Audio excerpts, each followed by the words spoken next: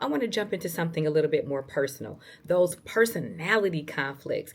Those are the conflicts that come up between people that just don't like each other. Like, I just legitimately don't like that person, don't like how they think, don't like how they move.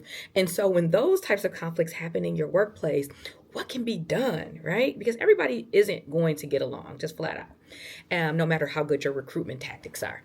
And so it's really important in that case to have really clearly defined de-escalation tactics and training on how do you just de-escalate when somebody that you already don't like just sort of rubs you the wrong way, when they trigger you.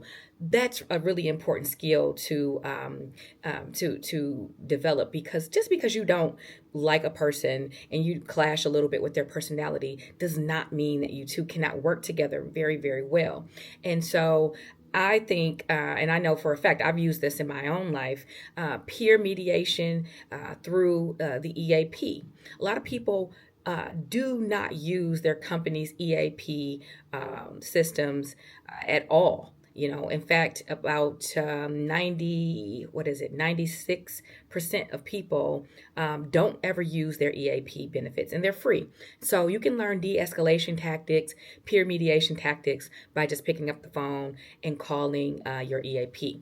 The other type of conflict I want to address in this series are conflicts over creative ideas. Companies that are looking to innovate and put forth the best ideas sometimes can find themselves in a situation where they are favoring ideas of certain people or certain groups that tend to be more innovative. But a lot of times it's that person that's sitting on the front line in your contact center, the person that's closest to your customers that know, ways to make huge and vast process improvements, might even have some new sales tactics or pick up on a need or a challenge that your clients are experiencing.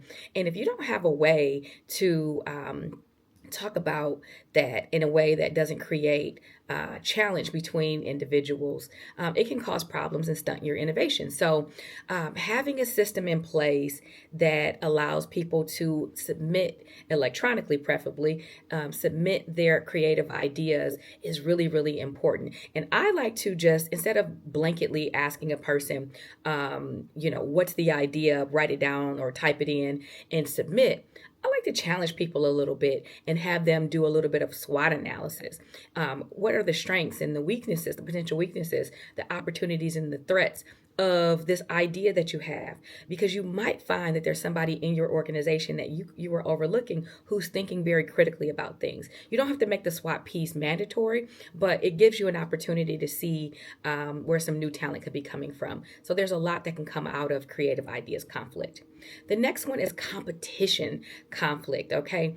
Now, I am all about competition. I love good, healthy competition, and a lot of organizations thrive off of that, especially for their sales teams. But what you want to check to make sure it's not conflict run amok is you want to check your rewards and systems. You want to make sure your recognition and reward systems are equitable and accessible to all of your employees, to make sure there aren't certain teams or departments that constantly have the opportunity to compete for higher salaries, for commissions and things like that. And I know everybody doesn't work on commission, but you know what I'm saying. You want to create a space where people feel like competition is healthy, that it is encouraged, and that it's actually forwarding the business without tearing down the individual.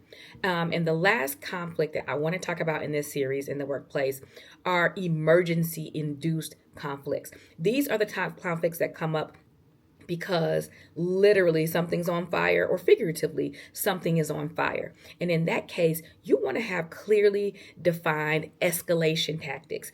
People need to know exactly who to go to when there is an emergency in your organization. And depending on your type of organization, you should have formally written and exercised business continuity plans. So if you're one of the leaders that cannot afford to let conflict, stress, and anxiety destroy your team's morale, your personal health, or your organization's bottom line, set up a 15-minute call with me so I can talk to you about how I help organizations have conflict and still win together. Talk to you soon.